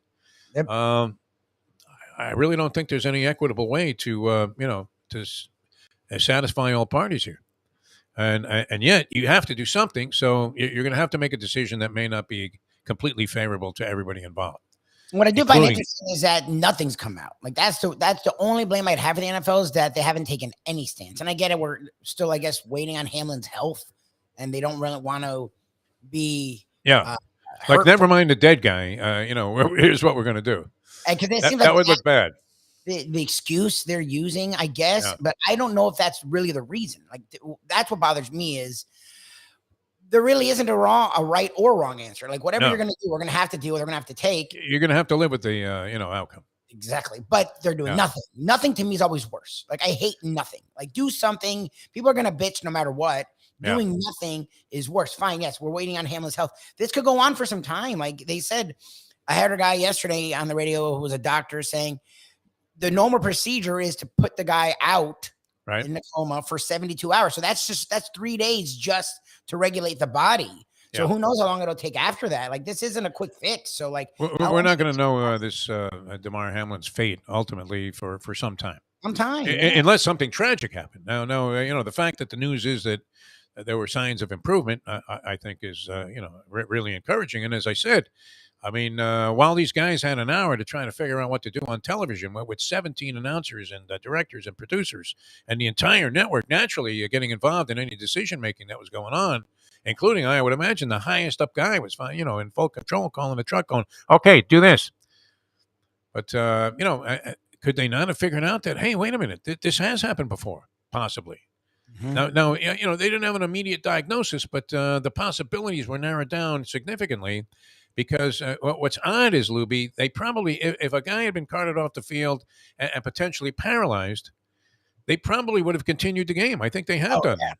Yeah. Utley, I think there was a long delay. Yes. I feel like an ambulance came out, and Utley, I think, was really bad. Yeah. And Bird, he made, a remarkable recovery to get back to wherever he is today. Did he die, Utley? Is he still around? I think he's still around. I know Bird got back to almost, I'm not about 100%, but he was walking. Both I know were really bad. They finished those games 100%. Like, those games got finished that day.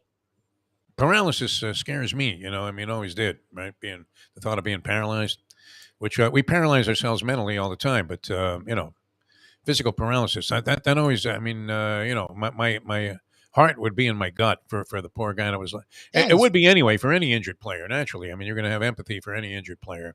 You don't like to see this happen in any sport. It's such a routine, though, in football that it wouldn't have been impossible to conceive of the players shrugging off the possibility that this guy, that his heart had stopped. You can't imagine. And the NFL, I think, is taking a bunch of unjust criticism for something that came out, I want to say by mistake, about that 5-minute warm-up thing, where, Joe Buck was saying they have 5 minutes to warm up, and then they cut down to a shot of Burrow throwing a couple of passes. And you thought, really? They're just going to resume this game right now? You have to be kidding me, especially when we found out about the gravity of the situation, that the guy, was on a respirator, for God's sake. But a fluke injury that had, I saw that clip of Prager. And he gets, hit in the chest very hard. And it's one of those fluke things that happens, where, like Len Bias doing one line of cocaine and it happened to be a fatal one. And you're like, wow, thank God I stopped. Right. And the shit we used to get, man, if that didn't induce heart attack. When recently I was examined by several physicians when I was trying to get that knee surgery a few years ago, and so I had to go through all of these tests.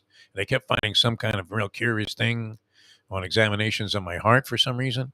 And then I got to the final guy who was like the ultimate cardiologist, and he says, "Oh no, your heart's in perfect shape." I questioned his credentials, and I immediately looked to see what medical school this guy had graduated from. A leading guy at Holy Cross Hospital, well known. I mean, with a brilliant reputation throughout the medical world here. And I thought, there's no way my heart could be in perfect shape. Does that say Guam? Yeah. What is this? University of Guam. Nice. I don't know. Maybe they have a fine medical school there. Sure. All right. You're a veterinarian. What? Went to the University of Guam, huh? Couldn't get into a more traditional school of veterinary medicine, like maybe University of Florida, right? They have a good one. All right. We're going to be making our exit pretty soon here, right, Louie? We have Brandon Lang coming up, and we usually, exit a little early on these Thursdays to accommodate his call on our Believe podcast. So that's a nice prelude, too, to a Degenerate Friday, which we'll have for you tomorrow. Now, later on today, 12 o'clock today, we're going to be out at the pizza spot that's in Fort Lauderdale. And I can still hear Mayo in my ears going, it's that hard-to-find area in Riverwalk. I never liked the saying out loud that's hard to find, but he was not familiar with the whole commercial advertising world there, where even if you couldn't find it if you were Magellan. Tell them that. Yeah. It's like easy to find. I tell you what, it's right there in front of you. You miss this place, you really have to be like Stevie fucking Wonder. Come on, Mayo. Step it up. But he's not wrong. It's not easy to find. But it's not that difficult. I mean, GPS leads you right into the place, right? Yes. And now that I've been there a couple of times, I probably could find it without really consulting anything from a variety of different angles of attacking, because I believe you turn right on 11th Street if you're on Broward Boulevard coming from the west, okay? Like you get off 95 at Broward, and then boom. 11th Street is like the first street, and you turn in there, and then you start making a right and a left and a left and a right. Mm-hmm. Right? You're like Roger, Mayweather telling Floyd what to do in the ring there. A left on a left and a right and a right. That's what we need here. That's actually exactly what it is. Yeah. It's weird, too, because like traffic circles and bridges. You don't want to be going too fast in that neighborhood. And some hideous speed bumps, too, man. Like you have to climb over that Hialeah Park sign. It's an interesting place. It's a great spot, and I'm excited for it. Use your GPS. Come out. We'll be there 12 to 1, if not longer, for the Mike Mayo Tomato Sauce Challenge. He really took this thing and ran with it, didn't he? I mean, I was just mentioning if he had a favorite jarred spaghetti sauce. And he's always showing very elaborate pictorial, images of his wife's cooking, ex-wife's cooking, which I don't know if she cooked for him like that, when he was married to her, but I would assume so. But then how would you ever leave this woman? Never. Especially if you're like Mr. Food. The more we hear their stories and the more we talk to Mayo, it doesn't feel like he left her. It felt like she's like, all right, I'm out. Enough of your criticism. Yes, exactly. It happened to me. So, I can't. It borders on bullying, when they gangs up on you. Like I started to say something about the injury to Damar Hamlin. He's like, well, don't be blaming this on football. I was like, I haven't even made my point. I mean, not even come close to it. And it did have something to do, I think, with the violence of the sport, although in this case, more of a fluke than, something that you go, oh, my God, you can't play football anymore. I would never let my kid do that, which I'm glad my kid didn't play football, by the way. Tackle football was not my thing. It was not in the blood of I wanted to play. My mom wouldn't let me, and she probably was smart for that. I just didn't care for getting knocked around like that. I mean, basketball was a physical game. And I wasn't a big hockey guy. I couldn't skate. And I really enjoyed playing football, but only of the touch variety. I really wasn't a big tackle football guy, right? Because there would always be the time with no equipment on that somebody would say, who has the ball? So just run the ball up the middle. And so you didn't want to look like a punk. And so you're like, okay, I'll do it. You get annihilated. Right. You get your head battered in. You were in the 12th round, or whatever that round was, 13th round of the Diego Corrales fight against Marquez. Just unbelievable Was it Marquez? No, who was the guy that? Jose Luis Castillo. Remember that, where he knocked him out after he was down like 2 times? Classic, maybe the best round in boxing history, other than any of the 3 rounds of Hagler Hearns. First round Hagler Hearns might be the all-time classic. No, first round. Yeah, All right, we'll see you guys later on today. The taste test should be good. I should try to bring a white apron. I would imagine they have one there at the pizza spot. No, don't they have like white aprons when they're making these? 100%. They wear aprons. The owners do when they're doing when they're cooking and stuff. I've seen. Okay. Now is Mike Mayo's daughter coming out for this thing? Because she seems to have helped to orchestrate whatever the arrangements are. She was there. She was supposedly helping him last night bring the field down from the 64 to the top 16 or it was from Sweet 16. We're gonna go. It was like 25 to 10. There's not enough time to taste all of those and give an effective opinion, and unless you're going to the Melvina Latham scorecard, no, right? Where like you didn't have anything to do with it, right? But you just gave it to Canelo, 118, 110. Way to go, Melvina. What fight were you watching? Adelaide Bird. All right, we'll have that. The judging of the jarred spaghetti sauce, which be nice to find out which one if everybody agrees on one and it clearly turns out to be superior, I'd probably start buying that sauce, no matter what the price. So we'll find out later on today. Mike Mayo's Lunchbox. And then tomorrow, Degenerate Friday. Later on Believe, BLEAV network. And it's a podcast network. A lot of different things on there. We've been affiliated with these guys for a while. And we should have Brandon Lang with his selections coming up for the weekend. As we leave you now that. The time. It's 8:57. Let's go to eat a damn snack. Look what they done to my soul.